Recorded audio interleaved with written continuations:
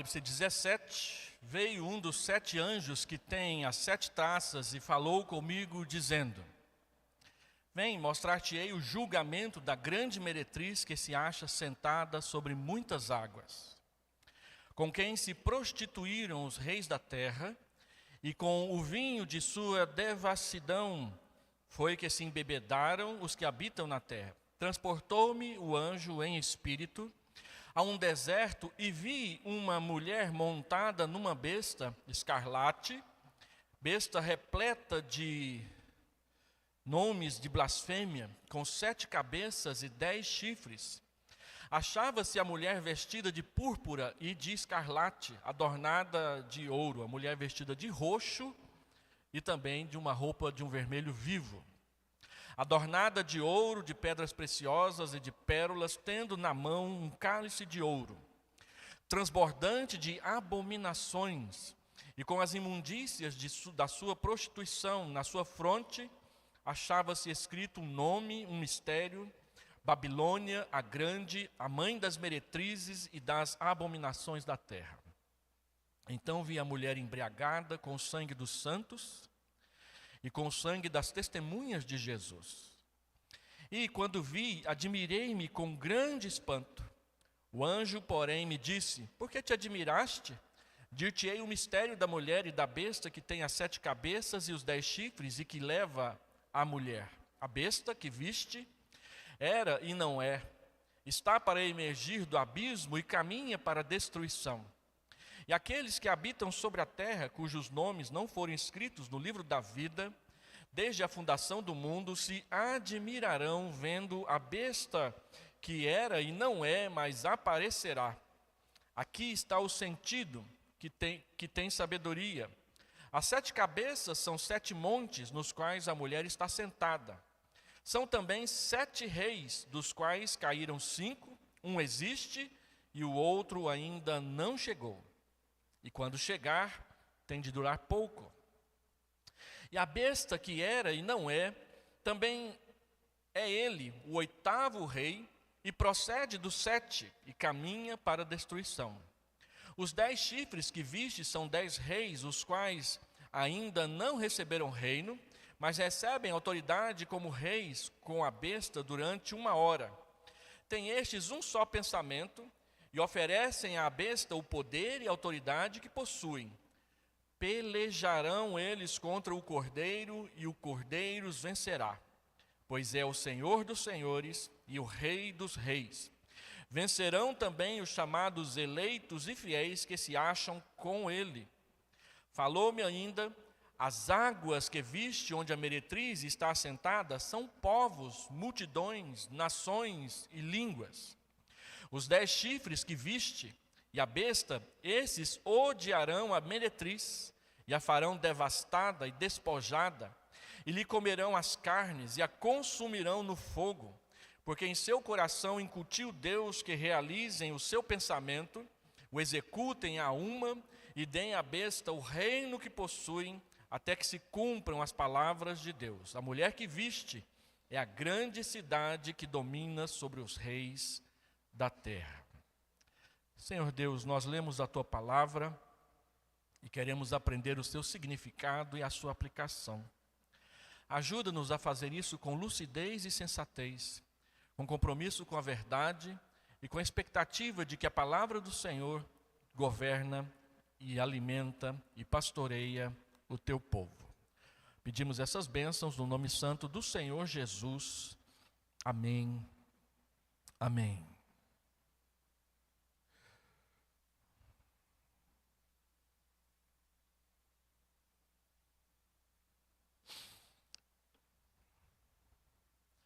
Entramos no capítulo 17. O capítulo 17 a 19 é mais um das sessões paralelas do livro de Apocalipse. Ele volta lá atrás para discutir e relembrar algumas coisas, mas ele avança cada vez mais em direção ao juízo final e à consumação do grande projeto de Deus para a história da humanidade. Agora é apresentada de forma mais clara a grande meretriz. João vai se ocupar do capítulo 17 e do capítulo 18 com essa grande meretriz. Quando nós lemos o texto do livro de Apocalipse, nós conhecemos pelo menos 5 inimigos do Senhor Jesus e da igreja. E eles são estes: o dragão, que aparece lá no capítulo 12. Desde o capítulo 12 nós vimos trabalhando os inimigos de Cristo, do Cordeiro e da sua igreja. Depois nós vimos a besta que se eleva do mar, lembrando que o mar não é o Oceano Pacífico, nem mesmo o Oceano Atlântico, mas é a multidão dos povos, das nações e das línguas. Texto que nós acabamos de ver aqui, que ele diz: o mar é povos, línguas e nações. A besta que se eleva da terra, ou falso profeta, a prostituta Babilônia, que é chamada de a grande meretriz, nós vamos tratar dela hoje, e os homens que trazem a marca da besta, aqueles que têm o número da besta nas suas frontes, nas suas mãos direitas. Nós já tratamos sobre esse grupo, nos capítulos anteriores. Então, nós já vimos, conforme o texto vai caminhando, nós já vimos o que acontece com os homens que recebem a marca da besta. Capítulo 15, capítulo 16, já passamos por lá. Agora, na presente visão, o apóstolo nos mostra, por meio de figuras simbólicas, a queda da Babilônia, a queda da besta do mar e a queda do falso profeta. A derrota do dragão, aquele que foi apresentado primeiro lá no capítulo 12, vai ser apresentada por último lá no capítulo 20, nós estamos quase chegando lá. Então, os 3 capítulos que nós estamos trabalhando, eles apresentam para nós 2 subdivisões maiores. Primeiro, o capítulo 17 e o capítulo 18 é o julgamento da Babilônia, da grande meretriz. Capítulo 19, que vem pela frente, é o regozijo no céu, a chamada bodas ou bodas do Cordeiro e o seu povo. E olhando de maneira geral para esses 3 capítulos, nós poderíamos trabalhá-los assim. Capítulo 17 descreve a natureza e conta a história da grande prostituta Babilônia, a grande meretriz. Capítulo 18 mostra o caráter inevitável, completo e irrevogável da queda da Babilônia, ou da grande meretriz. E o capítulo 19 nos apresenta o céu em regozijo por causa das bodas do Cordeiro. O capítulo 19 também nos apresenta o autor da vitória, que é Jesus Cristo, o cavaleiro do cavalo branco, que nós já mencionamos lá no começo, no capítulo 4, capítulo 7 em diante. O autor da vitória, o cavaleiro do cavalo branco, que triunfa sobre a Babilônia, sobre a besta, sobre o falso profeta, e executa o juízo final sobre todos os inimigos de Deus. Então, os capítulos 17 a 19 nos preparam para, aliás, já começam a descrever para nós o desfecho de toda a trama e intriga do mundo contra a igreja e o evangelho. Então, hoje nós vamos tratar do capítulo 17, domingo que vem, se Deus quiser, o capítulo 18, e no próximo, capítulo 19, fechando essa sessão paralela do livro de Apocalipse. Então vamos lá. Do verso 1 até o verso 6, nós temos a mulher e a besta. Essa mulher não é a mesma mulher do capítulo 12. Aquela mulher do capítulo 12 é a igreja. Essa mulher do capítulo 17 é a grande meretriz. E aí nós temos que resolver um problema histórico na interpretação do livro do Apocalipse. Muitos interpretam a grande meretriz como se fosse a igreja adúltera, a igreja apóstata, mas não é. Porque aqui ela é chamada de meretriz, não de adúltera. Sempre que na Bíblia se fala da infidelidade do povo de Deus, Israel no Antigo Testamento, Deus fala da mulher adúltera no livro de Ezequiel e no livro de Jeremias. No Novo Testamento, sempre que os apóstolos, nas suas epístolas, questionam a vida moral da igreja, o chama de adúltero. Quando Tiago, por exemplo, fala assim, infiéis, lá no capítulo 4 do seu livro, a palavra que é traduzida por infiel é a mesma que é traduzida por adúlteros. Então ele diria, em outras palavras, adúlteros. Mas aqui não está falando de adultério, de alguém que é casado com Cristo e se separa e comete um pecado contra ele de adultério. Aqui está falando de uma meretriz, de uma prostituta, de alguém que sempre viveu nessa condição. Logo, a grande meretriz não é a igreja apóstata, não é a igreja em pecado. A grande meretriz é o mundanismo, que sempre se opôs contra Cristo. Dentro da igreja tem pessoas que não conhecem o Evangelho e que fazem parte da grande meretriz, porque, embora frequentem a igreja, nunca entregaram o seu coração a Jesus Cristo. E a Bíblia diz em 1 João que aqueles que se afastam do Evangelho, estando no meio da igreja por um tempo, e não retornam mais, é porque eles nunca foram dos nossos. Se eles nunca foram dos nossos, eles não são adúlteros, eles são meretriz. É isso que a linguagem do capítulo 17, na correção da interpretação, nos leva a entender. Então, um dos 7 anjos que tem as 7 taças aparece a João. O fato de que um desses anjos aparece indica que a visão é de desgraça, porque nós estamos trabalhando nas taças, lembram? Para o iníquo e de felicidade para a igreja. Nós vamos ver isso com muito mais clareza no capítulo 21, versículo 9.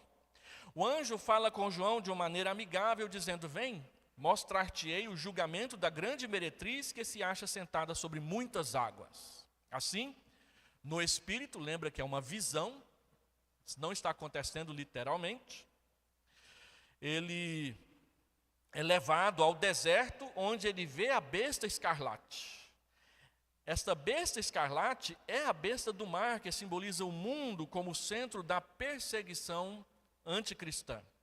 O espírito de perseguição se expressa por meio dos governos e dos povos deste mundo, especialmente nos grandes impérios mundiais que perseguiram a igreja e vão se seguindo na história do mundo. João vê a besta no deserto, pois a mulher radiante de Apocalipse 12, representando a igreja, fugiu para lá. E ela foi atrás, lembra que o dragão foi atrás? Então, quem é a Babilônia? Quem é a grande meretriz? A besta não está só, é uma mulher que está sentada sobre ela. Ela não pode ser confundida com a mulher radiante de Apocalipse 12, aquela é outra. As duas são inimigas uma da outra. A mulher de Apocalipse 17, a que está sentada sobre a besta, é a grande prostituta. Está muito bem trajada e excessivamente adornada com brilhantes e joias e pérolas. Coberta de ouro, vestida de púrpura, um vestido roxo, um vestido que é roxo e também com adornos escarlate, um vermelho vivo, pois se posta como uma rainha. Adorna-se de pedras preciosas e de pérolas. Os reis da terra são os seus amantes. Os povos do mundo se embriagam com o vinho da sua prostituição. Tem nas mãos uma taça cheia de abominações. O que para ela é vinho, para Deus e o seu povo são abominações. O que ela serve para embebedar as nações é tudo aquilo que procura nos afastar de Deus, da vida santa e da vida eterna prometida por Deus. As abominações, então, são as imundícias de sua prostituição, conforme está descrito aí no texto. Na sua fronte, na sua testa, possivelmente numa faixa atada à sua fronte, há um nome escrito: Babilônia, a grande, a mãe das meretrizes e das abominações da terra. Não só os seus amantes, mas ela mesma está embriagada. E o que a embriagou? O sangue dos mártires de Jesus, o sangue dos eleitos, o sangue daqueles que vivem pela fé. O mundo se alegra e fica bêbado de alegria quando derrota a igreja. Se embebeda com isso. No entanto, João está muito admirado. Ele vê aquela mulher andando sentada numa besta com 7 cabeças e 10 chifres. E ele fala assim: como assim? Não estou entendendo nada. Então o anjo passa a explicar para ele o significado dessa grande meretriz. Primeiro, ela é a grande meretriz e não a mulher adúltera. A Babilônia de Apocalipse 17 a 19 é uma meretriz, não uma adúltera. Além disso, Apocalipse 18, especialmente os versos 11 e 13, descrevem-na como uma cidade do mundo, uma cidade mundana. É difícil harmonizar isso com o conceito de uma falsa igreja. Quase todos nós, quando lemos Apocalipse e vemos estudos sobre o Apocalipse e chegamos no capítulo 17, a grande maioria dos intérpretes dizem que a grande meretriz é uma igreja apóstata, a igreja que abandonou o evangelho. Mas o texto deixa bem claro que ela não é uma adúltera, alguém que teve contato com o seu Senhor e o abandonou. Aqui fala que ela é a grande meretriz, ela tem por profissão a prostituição e não o compromisso conjugal com alguém. Logo, olhando dessa perspectiva para frente e para trás, nós vamos perceber que a grande meretriz não se trata de pessoas crentes que abandonaram o evangelho, mas se trata de pessoas que nunca entregaram a sua vida para Jesus e que jamais fizeram parte dos eleitos. Nós precisamos entender duas coisas aqui. Nem todas as pessoas que frequentam a igreja e afastam do evangelho permanecerão longe de Jesus a vida toda. Muitos retornam arrependidos, retornam para Jesus, retornam machucados, mas retornam. Então eles não estão nesse grupo. E muitos dos que se afastam, ou todos os que se afastam e jamais voltam, a Bíblia nos autoriza a dizer que eles jamais foram dos nossos. Não é porque uma pessoa frequenta as reuniões, não é porque uma pessoa dá uma contribuição financeira, que isso quer dizer que ela faz parte do povo de Deus.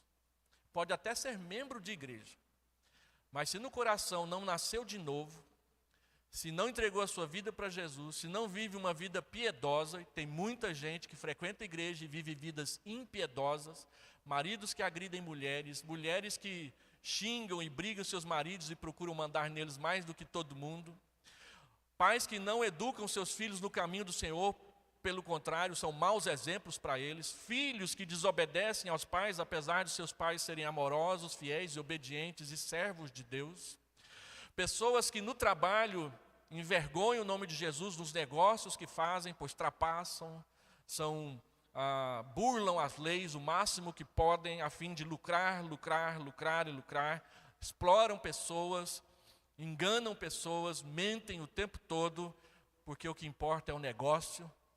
E assim, essas pessoas que são caracterizadas por continuamente agirem assim, ainda que frequentem a igreja, a Bíblia diz, eles nunca foram dos nossos. Pois a Bíblia diz que o joio e o trigo crescem juntos. Então, no meio do trigo tem joio, no meio do joio tem trigo. Agora, não cabe a nós decidir, porque nós vivemos só num pedaço da história. Quem sabe quem é aquele que vai separar com a sua foice as pessoas no dia da colheita. O nosso papel é sermos servos, fiéis, testemunhas e ajudar as pessoas a andar com Jesus o máximo e o melhor que puder, sendo nós mesmos testemunhas, exemplos e modelos de consagração cristã uns para os outros no temor do Senhor Jesus, conscientes de que nós também pecamos, nós também erramos, nós também falhamos. E no dia do juízo o Senhor nos chamará para responder sobre isso, mas será Ele quem dará o julgamento final a respeito de todas as questões. Então, William Hendricks, ele considera totalmente impossível o conceito de uma falsa igreja. Ou você pertence a Cristo, ou você não pertence a Cristo, não tem um meio termo chamado falsa igreja, igreja apóstata, essas coisas. A grande meretriz é aquela que sempre e continuamente procurou seduzir ao povo de Deus, enganar o povo de Deus por meio de seduções, palavras carinhosas, oferecimentos lucrativos, com o único propósito de afastar essas pessoas de Deus.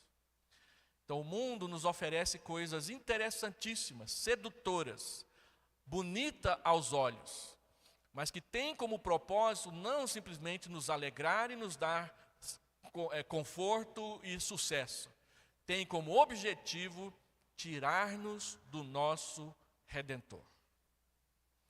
Muitas pessoas, quando enriqueceram, se afastaram de Deus.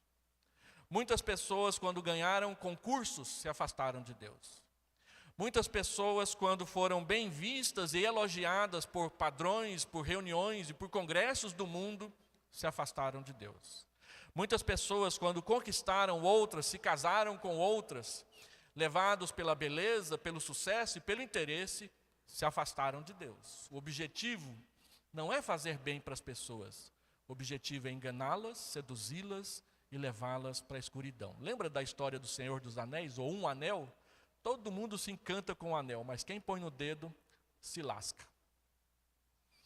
É isso que é o mundo. Ele nos leva e nos prende longe do nosso Deus. Esse é o objetivo. Então não existe uma falsa igreja que se levantará no final. Os apóstatas são tentáculos do mundo dentro da igreja, e não uma outra condição para a gente discutir no livro de Apocalipse. Os apóstatas nunca pertenceram ao grupo dos eleitos. Porque aqueles que se afastam e voltam não são apóstatas. Esses nunca pertenceram ao grupo dos eleitos. Logo, eles nunca podem ser uma falsa igreja, uma igreja adúltera. E o texto não está falando de uma igreja adúltera. O texto está falando de uma mulher meretriz, prostituta. Ou seja, um reinado, um grupo daqueles que sempre foram oposição ao Evangelho. Então, o texto fala de uma prostituta e não de uma adúltera. A palavra Babilônia jamais é chamada de moikalis, que é a palavra grega para adúltera. Ela é sempre chamada de pornê, que é meretriz. E a palavra que deu origem ao termo pornografia. Dessa forma, Babilônia jamais foi a noiva do Cordeiro. Ela não é uma falsa igreja. Ela é uma entidade, um sistema de vida, uma forma de governar, uma forma de viver que continuamente é contrária a Cristo, mas que é uma arma do dragão para seduzir as pessoas e afastá-las do Evangelho e da redenção. Mas ele diz mais: quem é a Babilônia? Ela é uma cidade mundana. O conceito bíblico de mundo e mundanismo, lembra? Não ameis o mundo, nem as coisas que há no mundo. E aí mundo, na Bíblia, tem 3 sentidos. O mundo, o planeta Terra, as árvores, os rios, os mares, os pontos turísticos da Terra que você de vez em quando vai lá ver. Esse é o planeta Terra, o clima, o inverno, o verão, o outono, a chuva, o calor, o deserto, a floresta. A Bíblia não diz que nós não devemos amar este mundo. Pelo contrário, a Bíblia diz que nós devemos amá-lo e cuidar dele, porque Deus nos deu essa obrigação. É chamado mandato cultural. Você tem a obrigação de cuidar dessas árvores que estão aqui diante de nós nessa praça. Não é você, nem é a igreja que deve pegar o machado, a motosserra e lá derrubar. Pelo contrário, nós devemos preservá-los, cuidar deles, fazer o melhor, inclusive cuidando aqui do nosso terreno, para que as nossas plantas sejam bonitas. A gente tem vontade de encher de flor aqui na frente da nossa mureta. O problema é que o gasto com água vai lá em cima, né? E aí o conselho fica pensando: nossa, será que vai dar certo?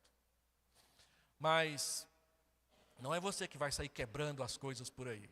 É triste quando a gente vê gente andando de caminhonete de cabine dupla, subindo no canteiro e atropelando as palmeiras imperiais que a prefeitura planta. Só pela diversão de ver a árvore cair. Nós não fazemos parte desse grupo, nós amamos o planeta Terra. A Bíblia também fala que o mundo são as pessoas do mundo. Deus amou de tal maneira o mundo que enviou seu filho, que entregou seu filho por ele. Quem que é esse mundo? Esse mundo são as pessoas, as mulheres, os homens, os pecadores, aqueles que precisam conhecer a Deus. Então a Bíblia diz que Deus amou este mundo. O mundo das pessoas, o mundo das mulheres, o mundo dos homens, o mundo das crianças, o mundo dos jovens, dos adolescentes, o mundo dos idosos. Deus amou cada um destes e entregou Jesus por eles. Então, este mundo, a Bíblia não diz para nós não amarmos. A Bíblia diz que nós devemos amar o mundo, e é por isso que a igreja evangeliza e planta outras igrejas, porque nós amamos o mundo. Agora, a Bíblia diz para nós não amarmos o mundo no sentido das ideias, dos pensamentos, dos conceitos, aquilo que as pessoas em pecado geram e criam, e que se torna um sistema de vida que compete com o sistema de vida que Deus fez na criação. É o mundo em rebelião contra Deus. A Bíblia diz que nós não podemos e nem devemos amar. E é este mundo que esta grande meretriz representa. O mundo das ideias, das filosofias, dos conceitos religiosos, dos temas do debate cultural que sempre colocam Deus para fora do que existe diante dos nossos olhos. O mundo diz: Deus não existe. O mundo diz: eu não preciso de Deus. O mundo diz: religião é o ópio do povo. E isso é o mundo que nós devemos odiar e não amar. É o mundo das ideias e conceitos, das políticas públicas, das políticas privadas, das economias, das administrações, que colocam Deus do lado de fora e dizem que não precisa dele. É este mundo que essa grande meretriz representa. Então, a meretriz, evidentemente, é Babilônia. Capítulo 17, verso 5, verso 18, capítulo 19, verso 2, verso 3. A questão é, o que essa Babilônia representa? E aí, para interpretar melhor o livro de Apocalipse, tem dois conceitos que nós rejeitamos de cara. O primeiro deles é que a Babilônia seja uma cidade que literalmente vai ser reconstruída às margens do rio Eufrates. Tem gente de olho lá no rio Eufrates para ver a Babilônia ser construída de novo. Assim como tem gente de olho em Jerusalém para ver se Israel edifica o templo outra vez. Então, a linguagem de Apocalipse não é essa de uma construção física que você vai poder visitar pagando uma passagem aérea em um hotel nas proximidades. Segundo, nós rejeitamos o conceito de que a Babilônia é a igreja apóstata. Nós já explicamos esse conceito aqui para os irmãos. Não é uma igreja apóstata, é o mundo em rebelião e em levante contra Deus e o seu povo. Então, para chegarmos a uma conclusão correta quanto ao significado simbólico da figura da grande Babilônia, a grande meretriz, nós precisamos manter em mente, antes de tudo, que essa Babilônia é chamada de grande meretriz. Em outras palavras, o símbolo mostra que ela é aquilo que ilude, aquilo que tenta, aquilo que seduz e aquilo que conduz o povo de Deus para longe de Deus. Isso é a Babilônia.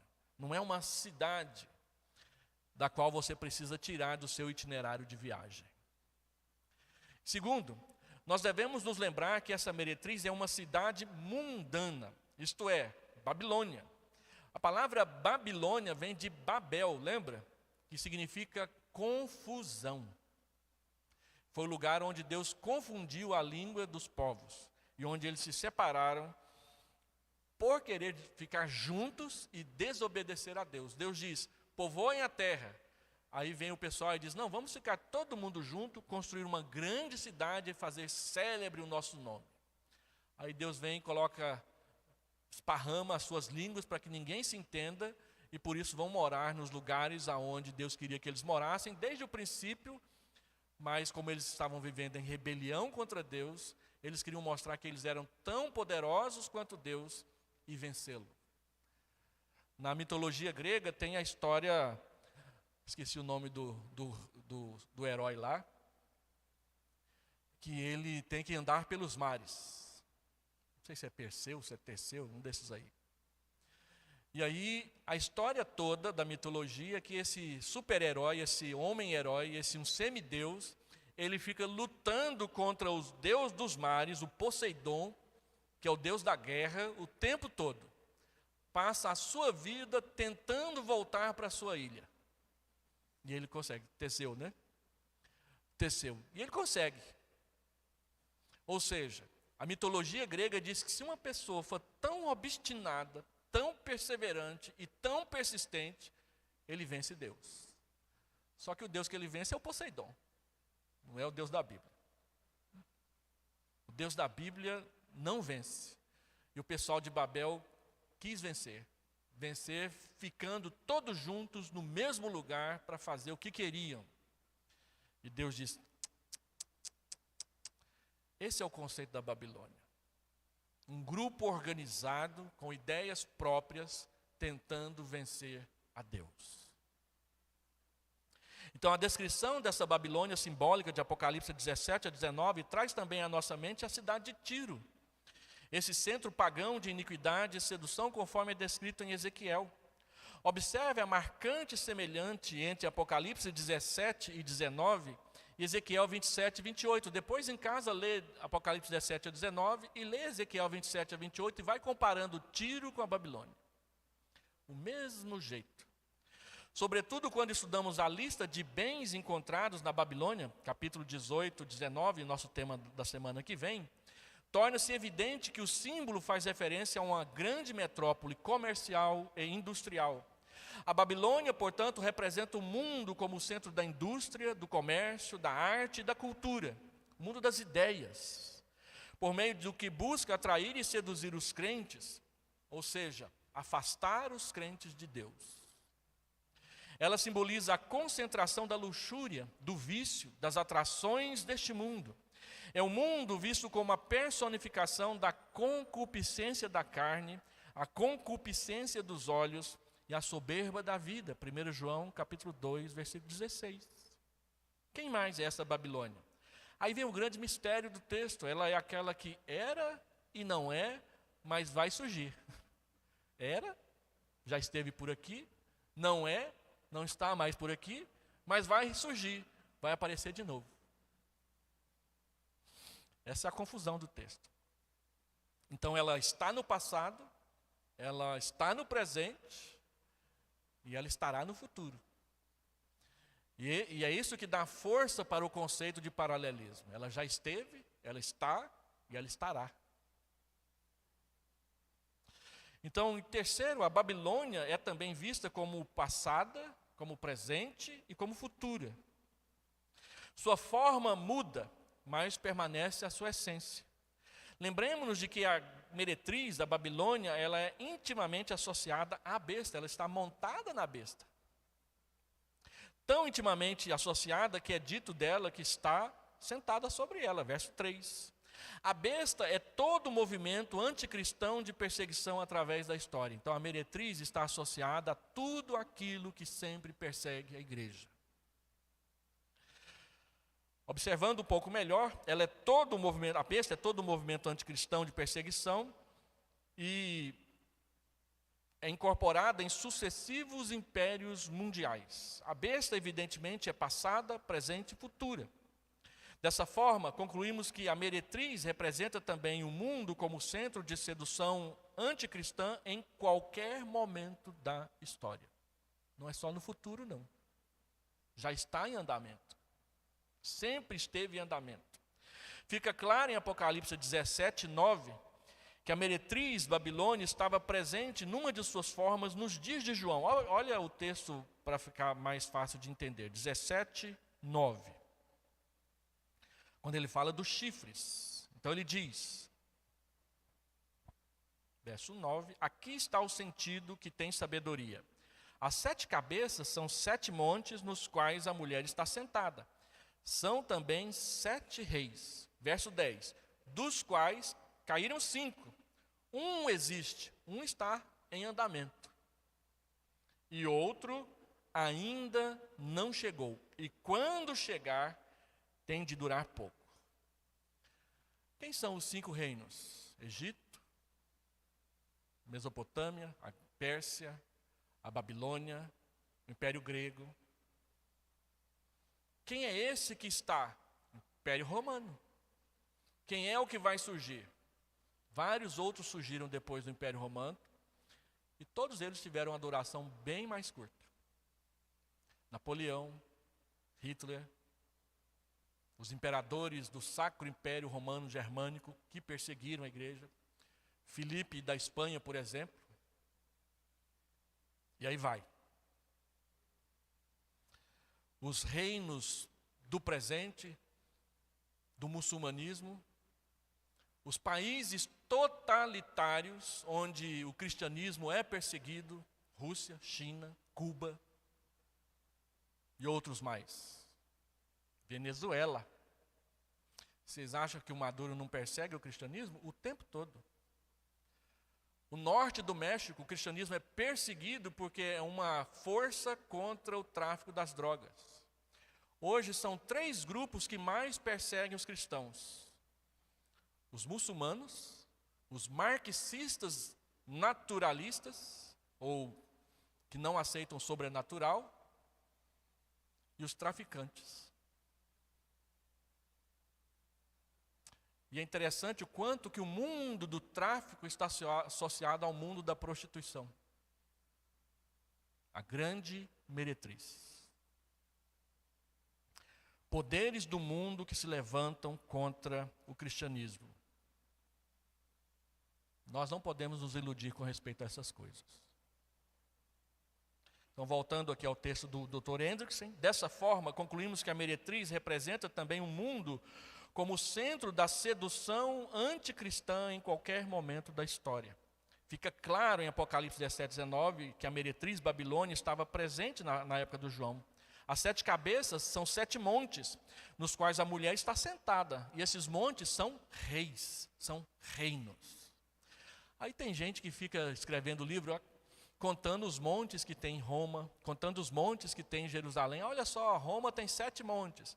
Jerusalém tem 7 montes, olhando quais são as capitais do mundo que tem 7 montes para ser a grande Babilônia.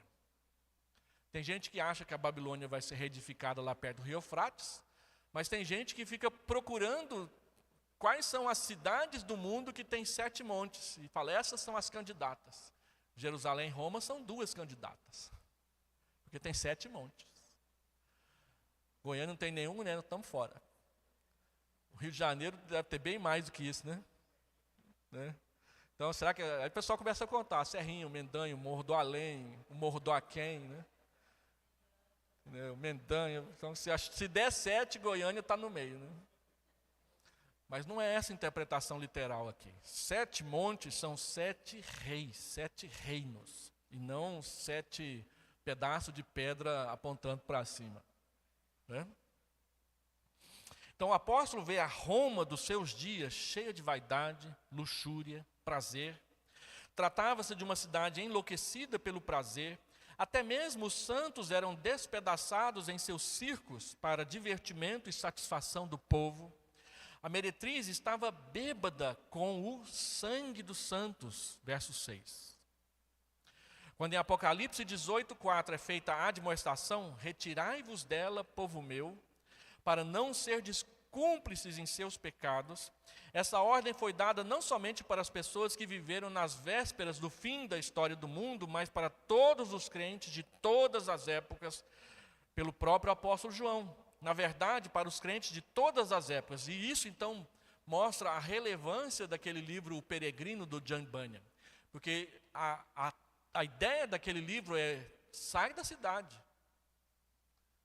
E segue o caminho de Deus.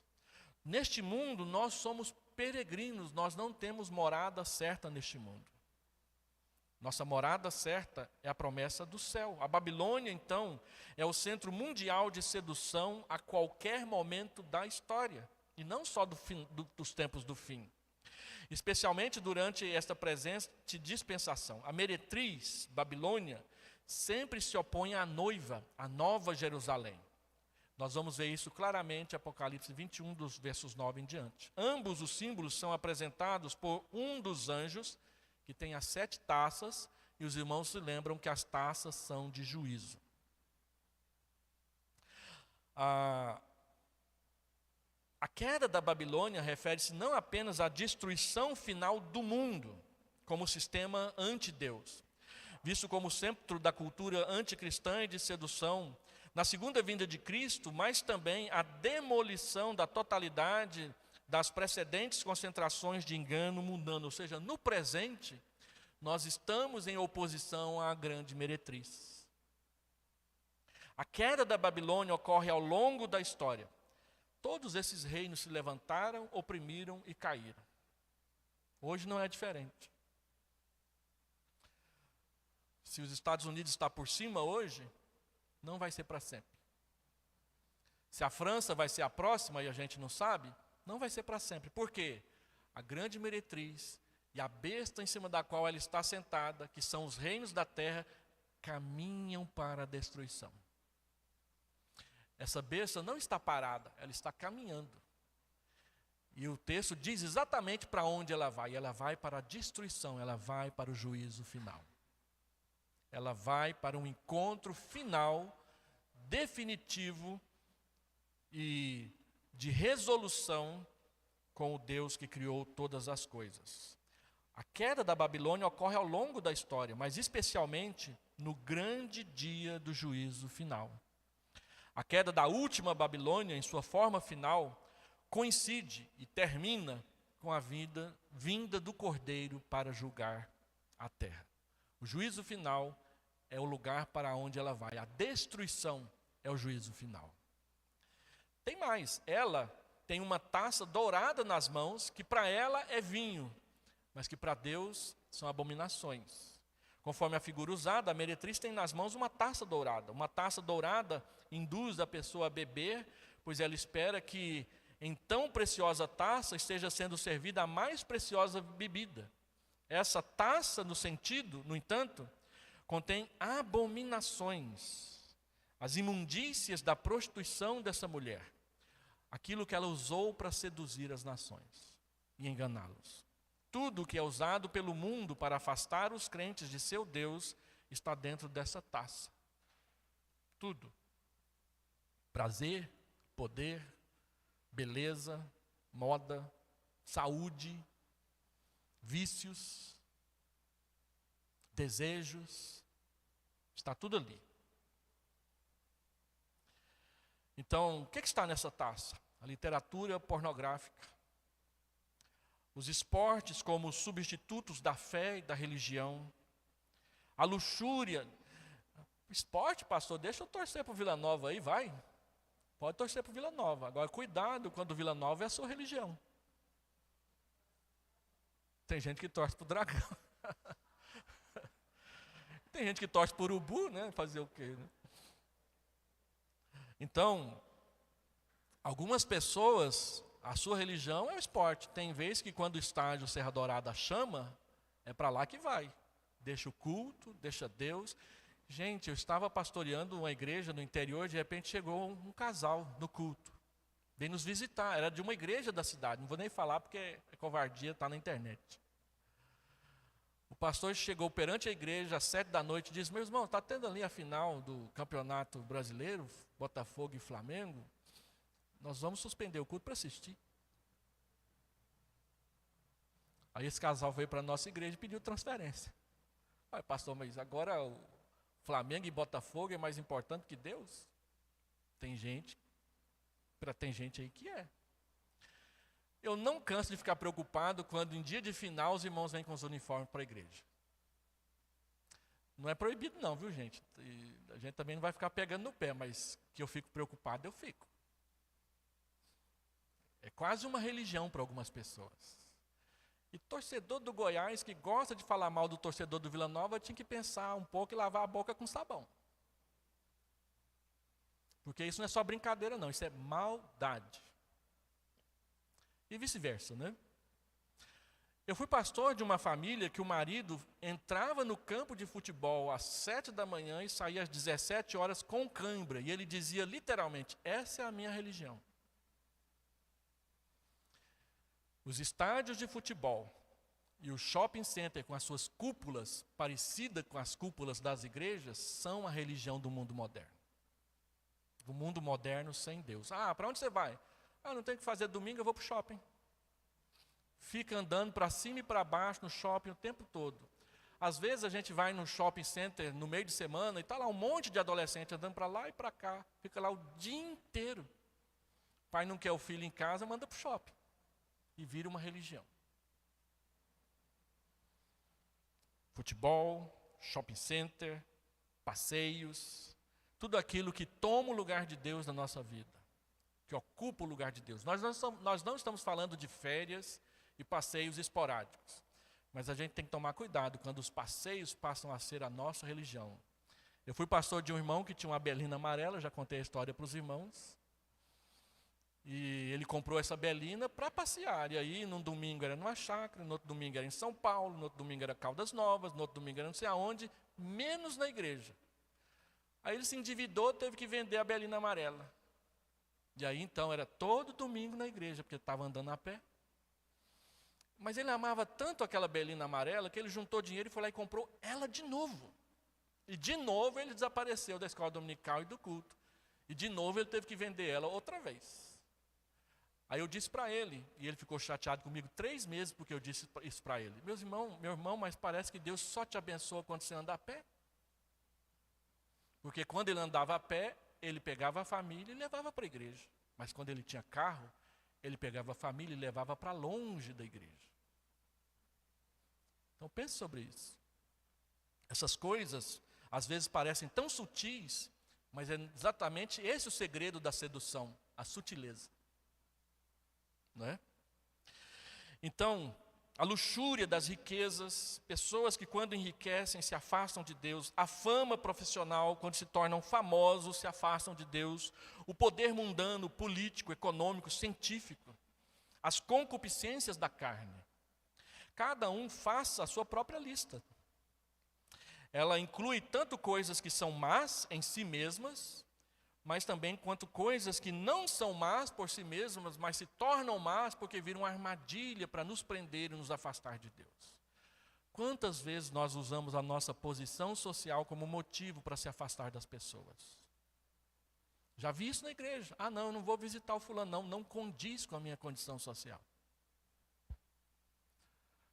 Questões familiares, questões pessoais, nos afastando de Deus e do seu povo. Tudo que é usado pelo mundo para afastar os crentes de seu Deus está na sua taça, uma taça sedutora. Ela inclui tantas coisas más e coisas que não são más, mas que acabam nos afastando. Lembra de Hebreus 12? Nos afastemos do pecado e do peso que tenazmente nos assedia. Muitos autores entendem peso como algo que não é pecado, mas que nos atrapalha de servir a Deus. Meus negócios, às vezes, se tornam tão pesados que eu não tenho tempo para Deus. Minha lista de redes sociais se torna tão grande que eu não tenho tempo para Deus. Meus irmãos, aqui na igreja, só eu participo de 35 grupos de WhatsApp da igreja.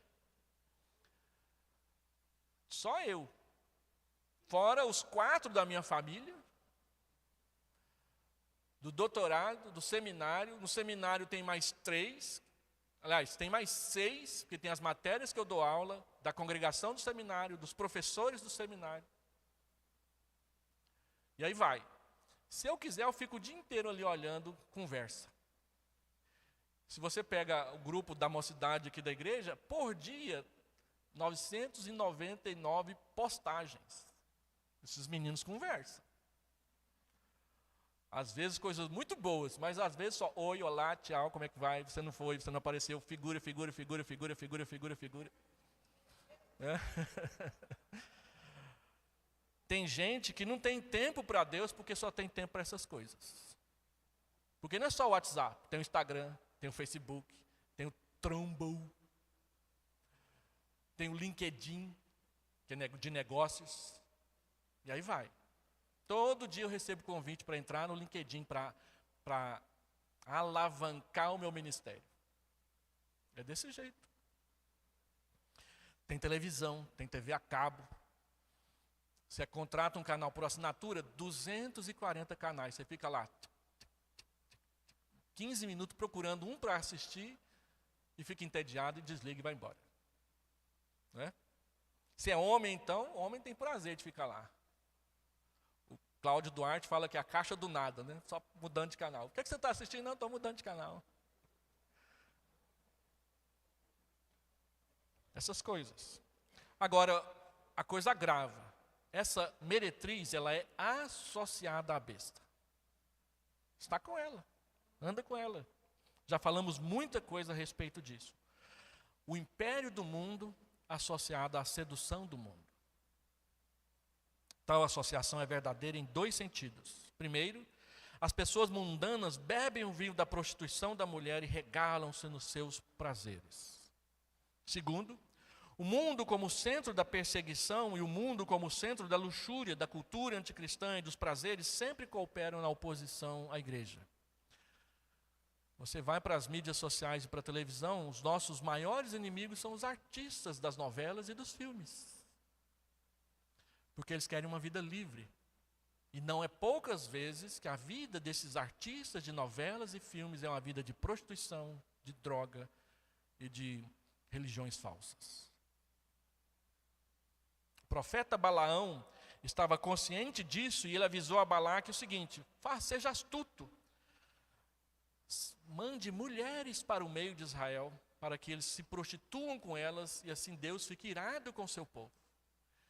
E aí acontece aquela carnificina do caso de Baal-Peor, em que Finéias, neto de Arão, é que tem que sair matando gente, porque a prostituição se tornou endêmica, uma pandemia de prostituição no meio de Israel. Prostitutas contratadas para levar Israel a pecar e desagradar a Deus. Por quê? Balaão chegava lá e abria a boca para amaldiçoar e Deus colocava bênção na sua boca. Então ele falou o seguinte: já que eu não posso amaldiçoar, vamos fazer diferente. E é isso que o Apocalipse fala de o pecado de Balaão, o da prostituição paga para enganar o povo de Deus. Nos dias de João, Roma não somente perseguia a igreja com a espada, mas também estava a enganar os crentes por meio de ilusões da grande cidade. E o mesmo é verdadeiro hoje. Os governos anticristãos não destroem os templos, transformam alguns deles em locais de diversão mundana.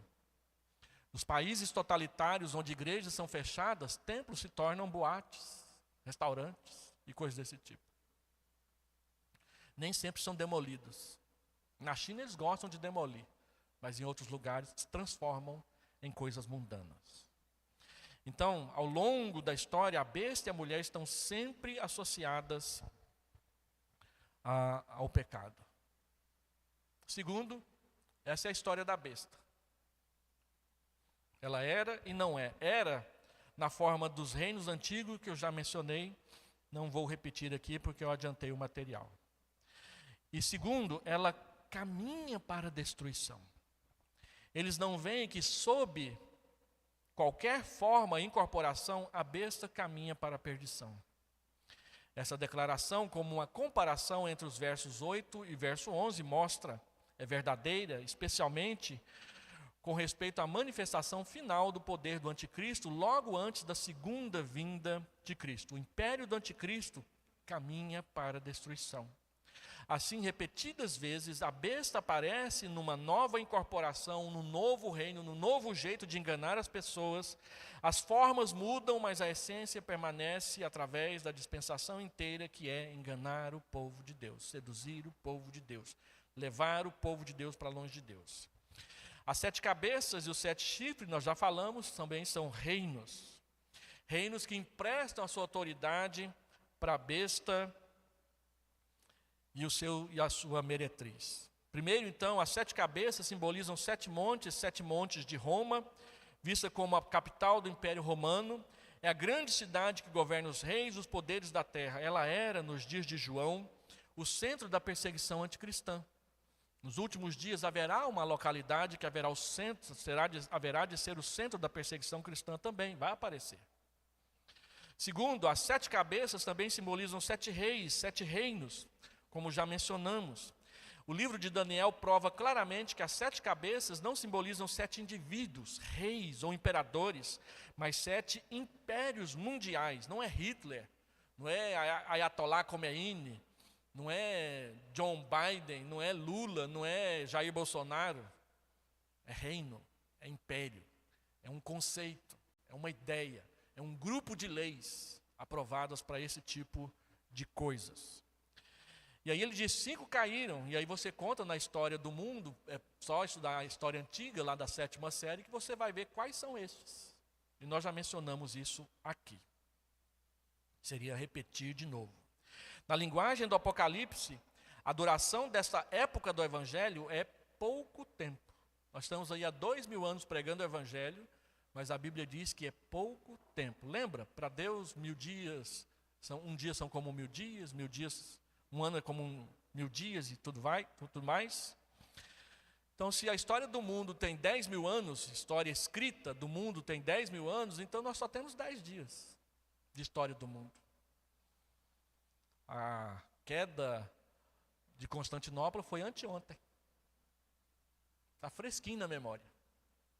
Né? Embora tenha passado 1500 anos da queda de Constantinopla. Então,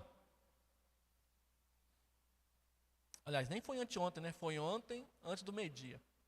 Mais ou menos assim. Então, a besta que era e não é o oitavo e último domínio do anticristo, o mais terrível de todos. No final da história, ele vai se levantar. Está se levantando por aí. Porventura, a cláusula procede do 7, indica que, em certo sentido, um dos antigos impérios cristãos será restabelecido. Se for assim, qual deles? Alguns dizem que será Roma. E por isso essa insistência em dizer que é o papado, por muitos intérpretes. Outros que, de alguma forma, o sentido do Império Babilônico será restabelecido, ou que as condições existentes naqueles dias retornarão. A região dominada, que era o Império Babilônico antigamente, são Irã, Iraque, 2 países que têm dificuldades com o Evangelho. E o Irã hoje é tomado como centro do patrocínio do terrorismo, para vocês terem uma ideia. Então, se for uma questão geográfica, não sabemos, mas as coisas vão caminhando nessa direção.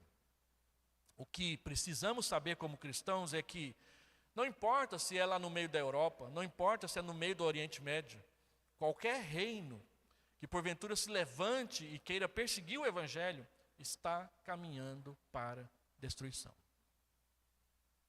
Ele se alegra com o sangue dos crentes, mas Deus dará um basta, um ponto final nessas coisas. E aí, nesse texto do capítulo 17, nós chegamos no versículo bíblico que resume toda a mensagem do livro de Apocalipse, versículo 14. Pelejarão eles contra o Cordeiro, e o Cordeiro os vencerá, pois é o Senhor dos senhores e o Rei dos reis. Vencerão também os chamados eleitos e fiéis que se acham com ele. O que o livro de Apocalipse diz? A coisa é feia, assustadora, mas calma, a vitória é nossa. O Cordeiro vencerá. Eles vão se levantar, eles vão seduzir, eles vão esbravejar, eles vão pecar contra Deus, eles vão se organizar, mas Deus, que é soberano e onipotente, colocará um ponto final em toda essa balbúrdia. Aguarde, persevere, não abandone o Evangelho. Ainda que as coisas pareçam endurecer, e estão endurecendo mesmo, o Evangelho é a promessa da vida eterna, não o mundo, pois o mundo passará diante dos olhos e dos pés do Cordeiro. Quase tudo que eu vou falar aqui já mencionei antecipando. Deixa eu fazer 2 aplicações. Primeiro, não confunda os pecados do mundo com os pecados do povo de Deus. O primeiro grupo, o mundo, jamais se arrepende. Mas o segundo grupo se arrepende e volta para Deus com mudança de vida. Por isso, quando você pecar, busque pelo arrependimento a misericórdia e a graça de Deus. A Bíblia diz que 7 vezes cairá o justo, e as 7 vezes ele vai se levantar. Porque quem o coloca de pé é o próprio Deus. Nós somos salvos não porque somos bons, nós somos salvos porque Deus é bom. E Ele, apesar de nós, está nos conduzindo para o dia final. Então, cuidado quando você olha para os pecados dos irmãos e é muito mais severo com eles do que quando você olha para os pecados do mundo e você os justifica. Tem que ser o contrário. Aproxime-se e seja uma bênção. Repreenda o pecado, Mas não repreenda por odiar ou por abandonar. Repreenda para ser bênção, para ajudar a levantar. Numa reunião que eu participei uma vez, um irmão mais velho chegou para o irmão mais novo e disse o seguinte: por que você adulterou? Nós somos cristãos. Então nós cristãos, à medida em que envelhecemos, nós temos que nos tornar melhores, não piores. E ele falou isso com carinho. Ele não falou para desprezar e jogar fora o irmão. Ele falou para acordar no irmão a fé. Nós temos que ser melhores, não nos tornar piores. Ajude o seu irmão a crescer. E por último, não siga pelo caminho do mundo. Ele jaz no maligno. E ele caminha para a destruição. O mundo passa. O seu prazer passará. Os seus desejos passarão.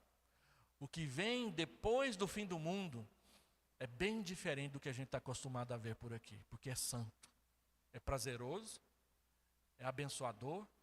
Mas é santo. E a gente tem que reconhecer que a gente tem muito prazer em coisa pecaminosa. Essas coisas não estarão no céu. Então nós precisamos nos livrar dela aqui na terra mesmo. Vamos orar? Pai, ajuda-nos porque somos pecadores. Fortalece a nossa convicção e a nossa intenção, a nossa vontade e a nossa decisão para que nós nos afastemos da grande meretriz. Para que nós abandonemos aqueles pecados que nós gostamos. Para que nós abracemos a santidade, que é aquilo que nos levará à presença do Senhor.